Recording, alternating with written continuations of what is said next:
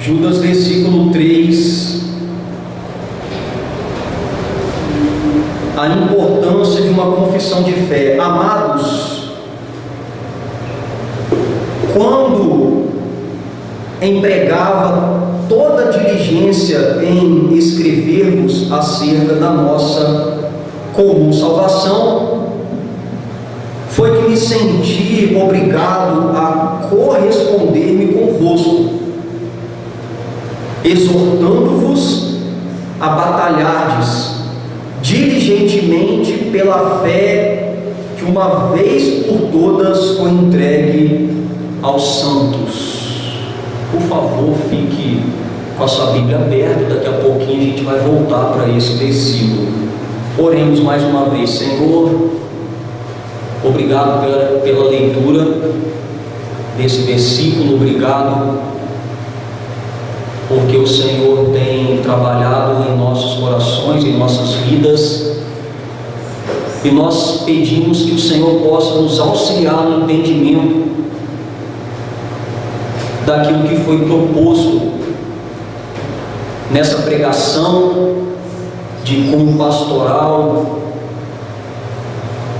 doutrinário, essa pregação temática que há de auxiliar e muito a nossa igreja durante esse ano, durante o porvir, aquilo que o Senhor quer fazer por meio da tua igreja. Ilumina nossa mente, nos ajude, Pai, a não esmorecer durante o sermão, pelo contrário, nos mantenha atentos e que possamos aprender e aproveitar o máximo possível, em nome de Cristo, amém. A Igreja Presbiteriana do Brasil possui 3 documentos confessionais. Homens de Deus, teólogos, se reuniram durante anos para poder escrever documentos daquilo que nós, protestantes, reformados e presbiterianos, acreditamos em relação à Bíblia, documentos doutrinários, aquilo que a nossa igreja confessa em questão de teologia e doutrina. São escritos que declaram o que a igreja crê, os chamados símbolos de fé. E a igreja aqui no Brasil adotou 3 desses documentos. O breve catecismo, nós estamos estudando aqui nas quartas-feiras. O catecismo maior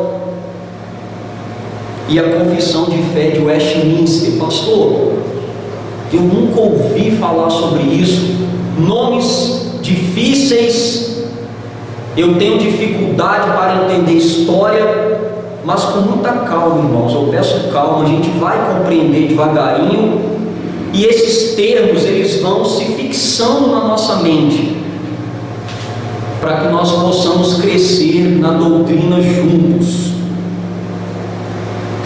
Essa igreja tem esses documentos porque ela foi trazida dos Estados Unidos para cá por meio da Presbiteriana dos Estados Unidos da América, que também possuía esta confissão como um dos seus documentos oficiais. Mas antes dos Estados Unidos, isso foi elaborado aonde? Foi elaborado na Europa, na Inglaterra. Essa confissão, esse documento doutrinário, foi elaborada por homens crentes chamados de puritanos, numa assembleia chamada Assembleia de Westminster, em Londres, entre os anos de 1643 a 1646. Então, durante esses anos, esses homens, debaixo de muita oração e muito estudo da palavra, eles precisavam falar para os reis, para as pessoas da época, o que a reforma estava propondo em relação à doutrina, era a resposta dos protestantes reformados para essas pessoas, e eles elaboraram esse documento precioso. Os chamados puritanos eram reformados ingleses, os crentes lá da Inglaterra, num determinado momento da história, e ao fugirem da perseguição, esses homens foram duramente perseguidos.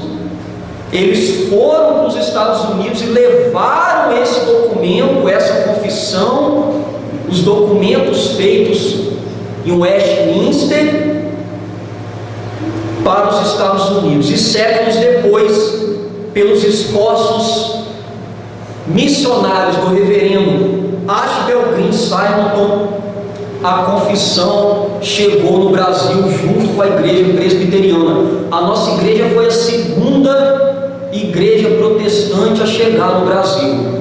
Apenas os congregacionais chegaram antes. É uma igreja histórica, é uma igreja que tem uma tradição missionária. Dito isso, eu quero começar dizendo o que não é uma confissão de fé.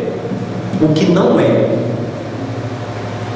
Nós devemos ter em mente que uma confissão de fé não faz parte da revelação de Deus.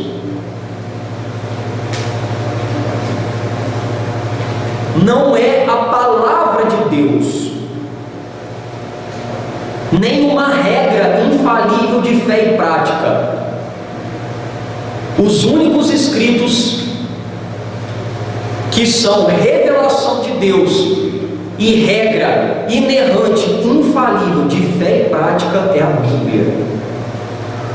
O Senhor se revelou ao homem por meio da revelação natural, que é a obra da criação, como diz o Salmo. Os céus proclamam a glória de Deus e o firmamento anuncia as obras das suas mãos. Salmos 19, verso 1. Quando nós olhamos para os céus e para a terra, nós chegamos a uma conclusão: há um Criador. Deus ele se revelou ao homem de maneira natural por meio da criação, e se revelou também de maneira especial por meio da sua palavra, que é a Bíblia, como escreveu o apóstolo Paulo. Toda a Escritura, tanto do Antigo Testamento, e hoje entendemos, quanto do Novo Testamento também, é inspirada, foi soprada por Deus, útil para o ensino, para a repreensão, para a correção, para a educação na justiça, a fim de que o homem de Deus seja perfeito e perfeitamente habilitado para toda boa obra, segundo Timóteo 3, 16, 17. As Escrituras, elas são suficientes. Não precisamos de outras regras de fé e prática, muito menos de outras revelações. A revelação de Deus é a palavra de Deus. Então, o que é uma confissão, pastor? E qual o seu objetivo? Uma confissão é uma declaração pela qual o homem entende a verdade que foi revelada na Bíblia. Nós temos a palavra de Deus. O que nós entendemos da palavra de Deus em relação à doutrina é o que a confissão explica. O doutor Heber Carlos Campos disse assim: de maneira alguma é uma regra que regula a Bíblia, mas sim uma regra que é regulada pela Bíblia. A confissão está abaixo da Bíblia. É a Bíblia que regula a confissão. E o objetivo dela qual é?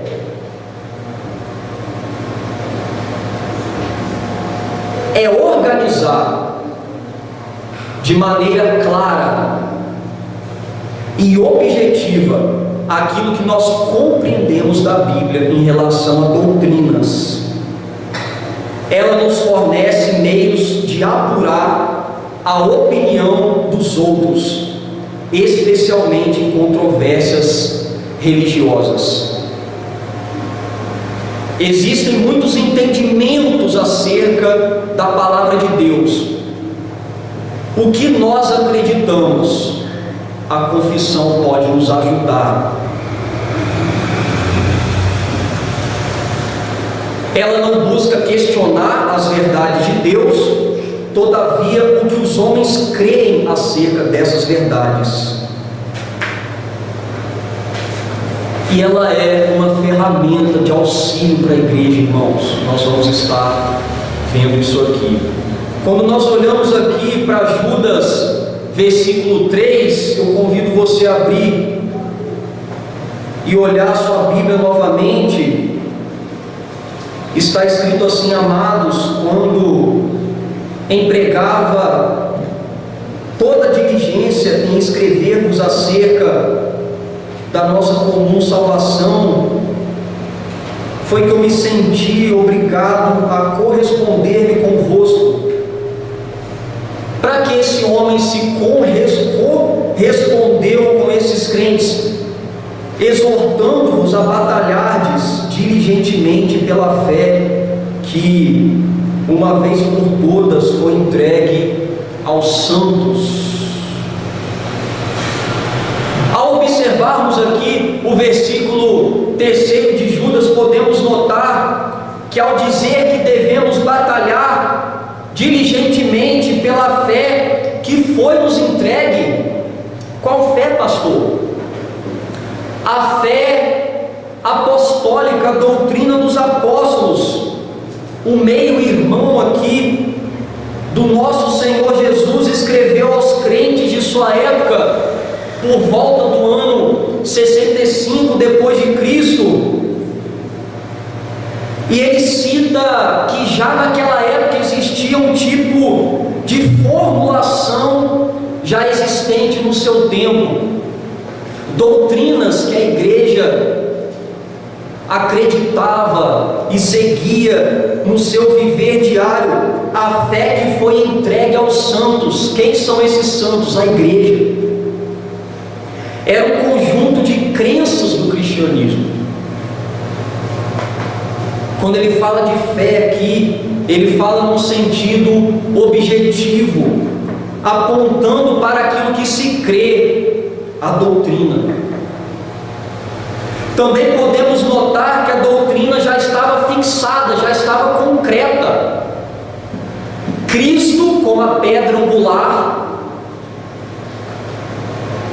a igreja estava sendo edificada, como está escrito no livro aos Efésios, sobre os fundamentos dos profetas do Antigo Testamento e dos apóstolos do Novo Testamento. Já nessa época já não existia uma revelação além da doutrina dos apóstolos, além da palavra de Deus e além daquilo que já estava sendo ensinado. A igreja não necessitava mais de novos fundamentos, mas ela estava sendo edificada sobre esses fundamentos aqui. O ensino bíblico não dá margem para revelações fora da doutrina dos apóstolos, fora das Escrituras.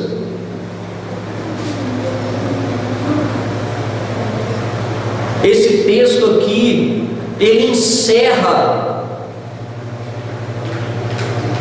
e ele nega a crença que algumas pessoas têm de que até os dias de hoje Deus está dando novas e falsas revelações, quando o texto acrescenta que a fé que foi entregue aos santos foi entregue de uma vez por todas. Nós não precisamos de outra fé, nós não precisamos de outra revelação. A revelação ela já foi nos dada e nós temos toda ela na palavra de Deus. Desse modo, as confissões não são revelações, muito menos declarações diferentes da doutrina apostólica. Nós temos exemplos bíblicos de homens que declararam a fé? Sim. Por exemplo, no Antigo Testamento temos a oração conhecida como Shema, que significa ouve, realizada pelo povo de Deus. Ouça, ó Israel, o Senhor, o nosso Deus, é o único Senhor. Deuteronômio 6,4. O povo já declarava a fé. Nós temos apenas um Senhor, um único Deus. Já no Novo Testamento temos declarações de fé, como essa dita pelo apóstolo Pedro, quando ele disse: Tu és o Cristo, o Filho do Deus vivo, em Mateus 16,16. Ele declara o que Cristo é. E Paulo, quando diz: Pois o que primeiramente lhes transmiti foi o que recebi, que Cristo morreu pelos nossos pecados, segundo as Escrituras, ele foi sepultado, ressuscitou no terceiro dia, segundo as Escrituras, e apareceu a Pedro e aos 12, 1 Coríntios 15, 3, 5. Esses homens já declaravam a sua fé nesse tempo, conforme Robert Shan. Desde que a igreja foi constituída a depositária da verdade, é seu dever declarar aquilo que nós acreditamos, o que ela entende como sendo a verdade. E a história? Como que os credos, as confissões e os catecismos, e aqui eu vou dar ênfase à confissão, surgiram na história. Os credos foram elaborados nos primeiros anos da era apostólica, após a igreja sofrer com as primeiras heresias. Aqueles discípulos dos apóstolos observaram: a igreja está sendo atacada, precisamos fazer documentos para defender a nossa fé, como por exemplo o credo apostólico e o credo niceno, que foi escrito 325 anos depois de Cristo. E o credo ele sempre começa: creio. É um documento mais antigo. Já as confissões, elas foram elaboradas na época da Reforma. São tópicos, são temas, assuntos profundos de teologia e de doutrina. Os reformadores precisaram organizar as suas doutrinas. Assim surgiram as primeiras confissões, como por exemplo a Confissão de Augsburgo em 1530, a Confissão Escocesa 1560, Confissão Belga 1561, a Segunda Confissão Helvética em 1566, que era uma confissão suíça, e os presbiterianos.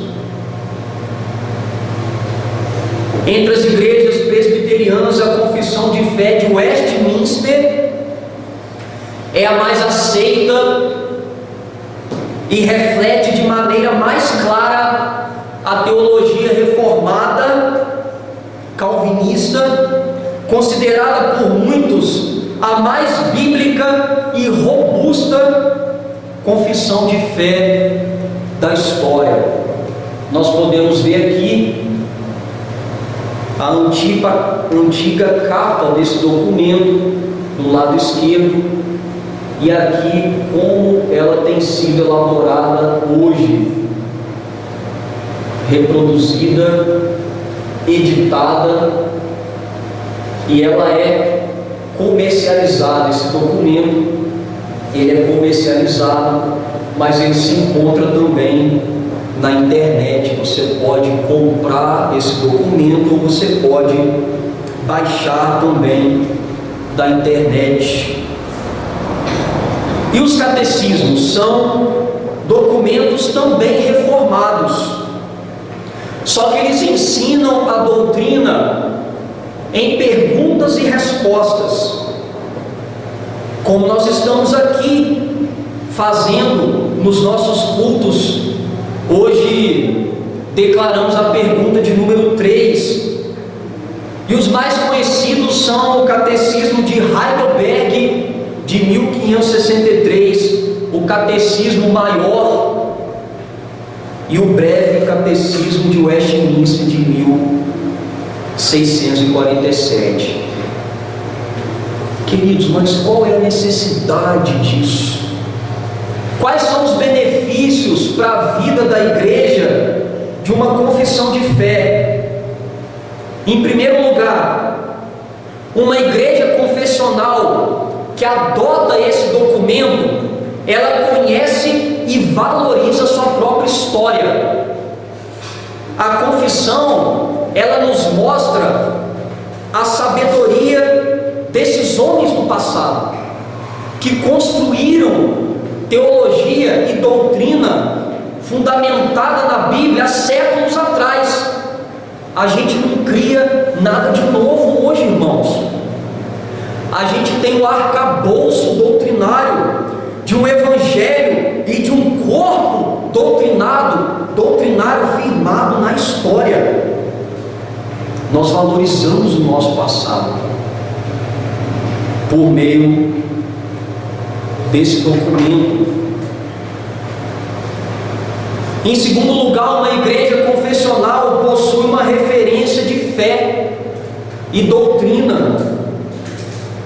Veja, a igreja de Cristo é o povo de Deus que foi chamado por meio da pregação do evangelho e desde cedo firmado na doutrina. Quais doutrinas? O que e quem Deus é, por exemplo, quem Cristo é, quem é o homem, o que é a igreja e outras muitas doutrinas mais. Se o povo de Deus não se unir em torno dessas verdades, ele estará perdendo a sua referência, o seu norte. Se a crença da igreja não se basear na palavra de Deus, ela se baseará em outras pressuposições, em outras coisas, e ela cairá. Assim, uma confissão auxilia a igreja do Senhor a compreender o que ela é, no que acreditar, e como ela pode apresentar a sua identidade aos outros.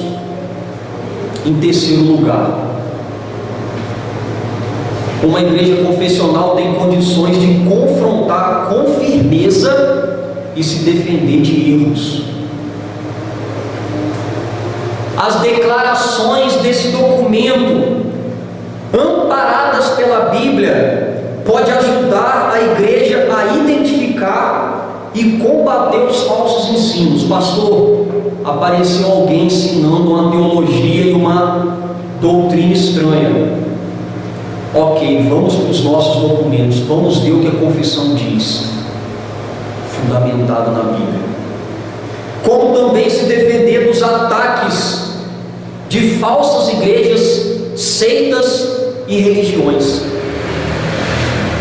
Ela nos ajuda, nos auxilia, como ela tem feito durante séculos, para que hoje nós tenhamos uma igreja bíblica e pura na doutrina.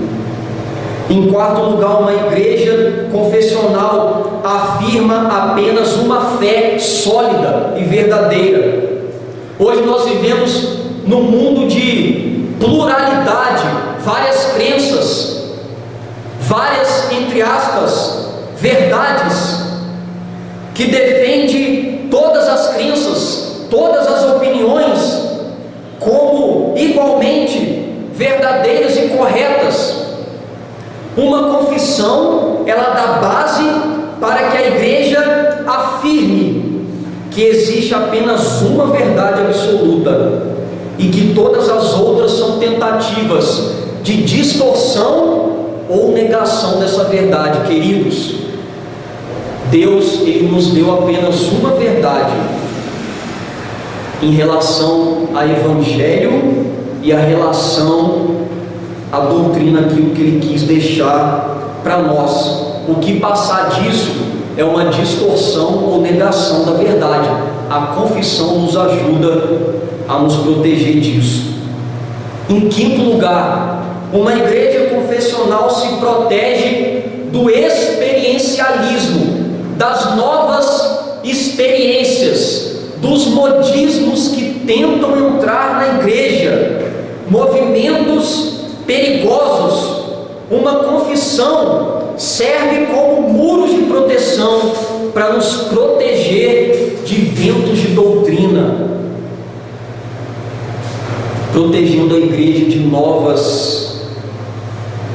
de novidades antibíblicas e revelações, entre aspas, extra-bíblicas, e pessoas que têm uma experiência pessoal e quer levar isso para a igreja como doutrina. A confissão nos protege disso. Em sexto lugar, uma igreja confessional mantém a pureza na doutrina. Judas disse para os crentes se edificar na fé santíssima. Judas 20. Pedro disse para os crentes darem razão da esperança da fé. 1 Pedro 3,15. E Paulo chamou a Timóteo para combater o bom combate da fé. O escritor aos Hebreus os alertou para que não se envolvam em doutrinas diversas e estranhas. Hebreus 13:9. A confissão é uma excelente ferramenta usada pela igreja para entender, proteger, explicar e batalhar pela fé pura. Nós, como crentes, devemos batalhar por essa fé, e esses documentos nos ajudam. Esse documento, essa confissão nos ajuda. Eu já estou caminhando aqui para o fim, mas em sétimo lugar, uma igreja confessional é uma igreja preparada para discipular. A confissão auxilia a igreja a ensinar a palavra para as pessoas de todas as idades. Para os novos convertidos, ela pode ser usada na classe de novos convertidos e pode firmar as doutrinas bíblicas para toda a igreja. Esse é o nosso objetivo maior aqui, quando nós começarmos a estudar esses documentos, esse documento na nossa escola dominical, reunião de oração e doutrina, como já temos feito. Em oitavo lugar, uma igreja confessional testemunha a sua fé com segurança e clareza. Por meio da confissão, a igreja, diante da sociedade e as autoridades, pode deixar claro aquilo que ela tem. Em nono lugar, uma igreja confessional doutrina, ensina de igual modo todos os membros. A confissão é um instrumento de estudo para toda a igreja, desde crianças pequenas a idosos maduros na fé, trazendo unidade, para que o culto ele seja mais bíblico, para que a gente tenha uma fé semelhante, conforme aquilo que a palavra nos ensina. Em décimo e último lugar, uma igreja confessional, ela é cabível de exortação, veja, correção e último recurso. A confissão pode ser usada para sinalizar e analisar o que está sendo ensinado na igreja. Algumas pessoas dizem: a minha igreja não é amparada por nenhuma confissão, nós usamos apenas a Bíblia. Isso é uma falácia. Toda igreja, ela declara sua fé, mesmo que de maneira verbal, mas ela não registra isso no documento. O que pode acontecer? Um pastor ele pode começar a pregar heresias, falsos ensinos, e ninguém pode lhe chamar a atenção. Quando você tem uma confissão, um documento, qualquer irmão da igreja pode chegar para esse pastor diante do concílio e dizer: você está pregando um falso ensino. Olha o que a Bíblia diz, olha o que a confissão diz acerca da nossa fé. Ela é útil para orientar e corrigir membros e pastores, caso eles estejam se desviando da sã doutrina. A igreja é protegida por esse documento. E se qualquer pastor vier a falecer, ou acontecer alguma coisa com ele, algum concílio se desfizer, não chegará outro pastor ensinando algo completamente diferente, mas ele ensinará aquilo que a igreja já está acostumada a ouvir em relação à doutrina. Ela também é útil como recurso final, abaixo das Escrituras, se alguma coisa for julgada, tanto na igreja local quanto no concílio superior. Aconteceu algum problema na igreja, vamos ver o que a Bíblia diz e vamos ver o que os nossos documentos confessionais dizem. Mediante a isso, em primeiro lugar, como crentes, como igreja do Senhor e igreja reformada que somos, precisamos descobrir, redescobrir e nos apegar à nossa confissão de fé, irmãos. Nós só vamos crescer como igreja na doutrina quando a gente caminhar por esses caminhos que são seguros. Em segundo lugar, devemos usá-la em casa para o crescimento intelectual. Depois vocês podem ler o que está sendo exposto, o que está sendo explicado ali. Tem uma riqueza intelectual enorme e espiritual. Devemos usá-la em casa, na igreja, para a edificação dos irmãos e também como auxílio na evangelização. Pastor, eu nunca ouvi falar sobre isso. Esse negócio de confissão de fé, Westminster, isso é novo para mim, queridos. Nós vamos ouvir muito isso aqui na igreja. Nós vamos tentar adquirir esses documentos para a igreja, para vocês. Vocês podem baixar na internet, começar a ler, abrir os textos bíblicos. Eu creio que a nossa igreja ela vai crescer muito por meio desses ensinamentos. O reverendo Emílio Garofalo Neto, ele disse bem assim: é hora da igreja brasileira aprender que os credos e as confissões não são camisas de força, mas trilhos que ajudam as igrejas na tarefa missionária. Você vai fazer missões, você vai ensinar o que para esse povo que está sendo alcançado? O que está na Bíblia, o que está amparado pela Bíblia na confissão. Trilhos na tarefa apologética, você consegue defender a fé por meio do auxílio desses documentos. E também nas tarefas, ele chama aqui de doxologia da adoração. Quanto mais a gente